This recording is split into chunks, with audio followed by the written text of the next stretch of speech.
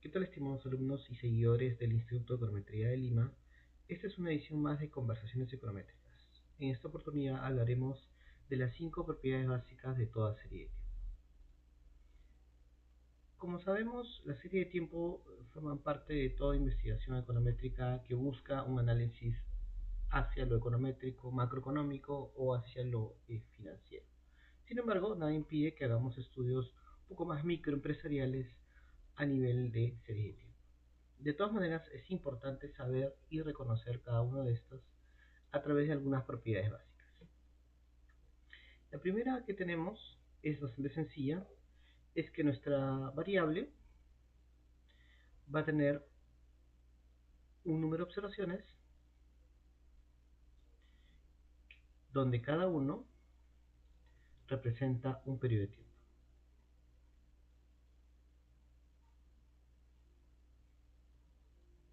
Entonces tenemos 10 observaciones, entonces son 10 meses, 10 días, 10 años, 10 algo. Cada observación va a representar un periodo de tiempo. De esa manera es que nosotros denotamos de cierta manera con lo siguiente, con un VT, que esto da a entender que se trata de una variable cuyas observaciones cambian en el tiempo. Entonces vamos a tener un V en el momento 1, en el momento 2, 3, etcétera, ¿no? Hasta un momento T que va a ser el último. Muy bien, esa es la primera propiedad. La segunda propiedad es que el V tiene una frecuencia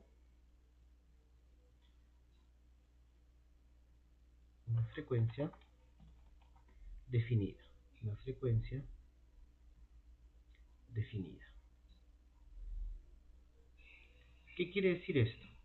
Que o bien es mensual y todos los datos son mensuales, o bien es anual, o bien todos los datos son anuales, o bien es diario, por ejemplo, y todos los datos son diarios.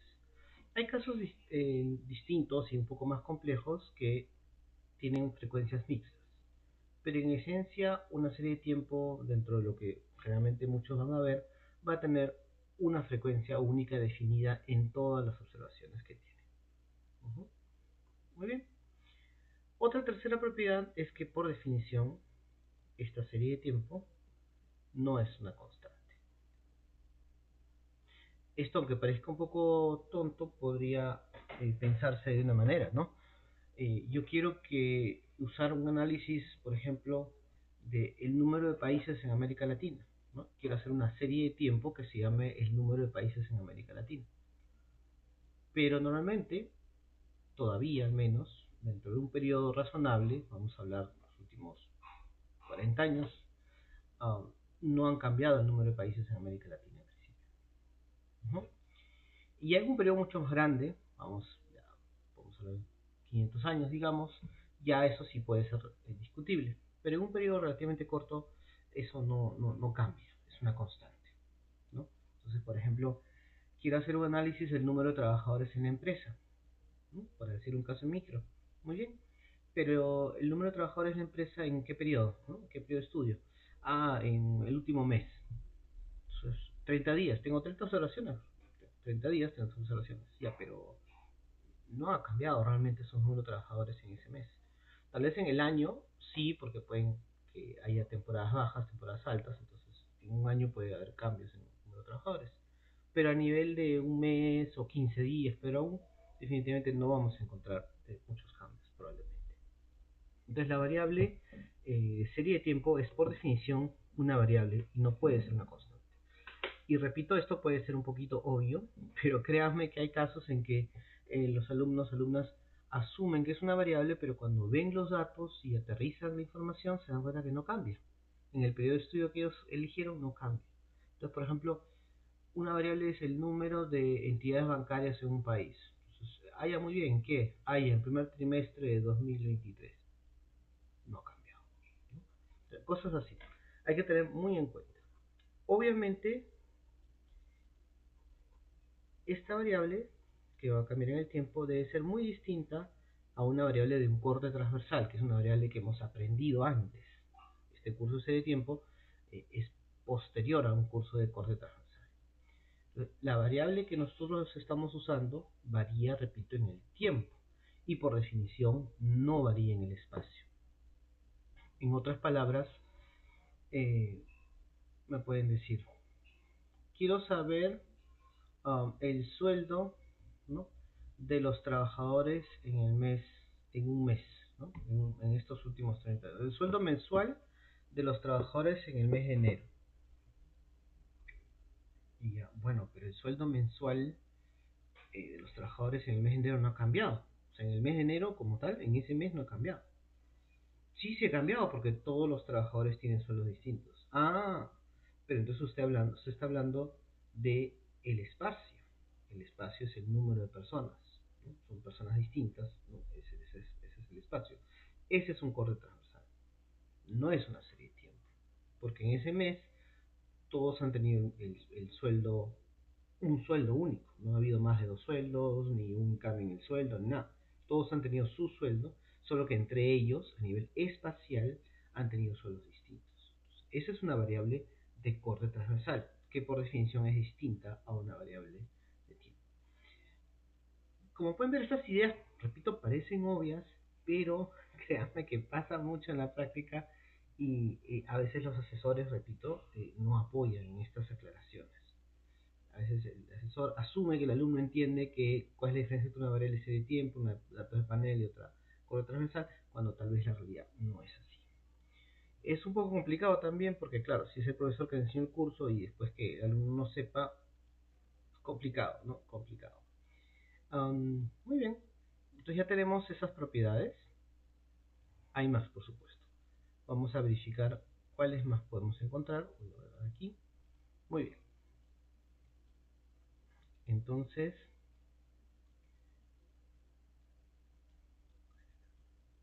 bien. Una cuarta propiedad,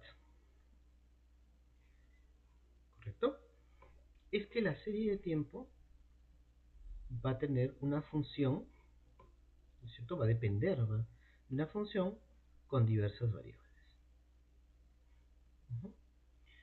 O sea, la serie de tiempo en nuestra investigación es una serie dependiente, es una variable endógena, una variable dependiente.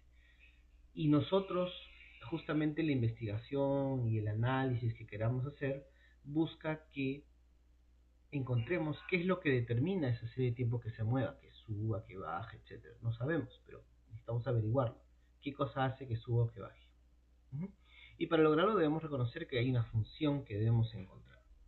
Una función que puede ser de muchos casos. Puede ser una función determinística, que es una de las más sencillas, o puede ser una función un poquito más compleja, que es una función estocástica. Correcto. Esa sería la cuarta propiedad. Una quinta propiedad que es muy importante también, que tiene que ver con la cuarta, es que esta serie de tiempo, como su nombre lo dice, va a depender de otras variables que también evolucionan en el tiempo. Y esto es sumamente importante porque a veces dice, bueno, quiero saber cómo evoluciona la tasa de interés. Muy bien, entonces hay que evaluar cuántas entidades bancarias hay. No tanto, ¿no es cierto? Porque hay que ver el índice de concentración bancaria en el año 2023, ¿no? No, porque la tasa de interés, en este caso, es una evolución, sobre todo en serie de tiempo, cuando estamos en la tasa de interés. Por ejemplo, la tasa de interés de referencia es una variable que evoluciona en el tiempo. No tiene nada que ver en principio con un índice de concentración que podría darse en un año específico. No hay conexión. La variable que pudiera causar a la serie de tiempo tiene que estar también expresada en términos del tiempo. Es decir, se deben cumplir las propiedades 1, 2 y 3 para esas otras variables. La propiedad 4 no se cumple en ese caso, ¿por qué? Porque en este caso la OV o V es una variable explicativa, mientras que la variable V que queríamos obtener era una variable dependiente, explicada o endógena. Estas son 5 propiedades básicas de las series de tiempo, esperamos que les haya sido de mucha utilidad.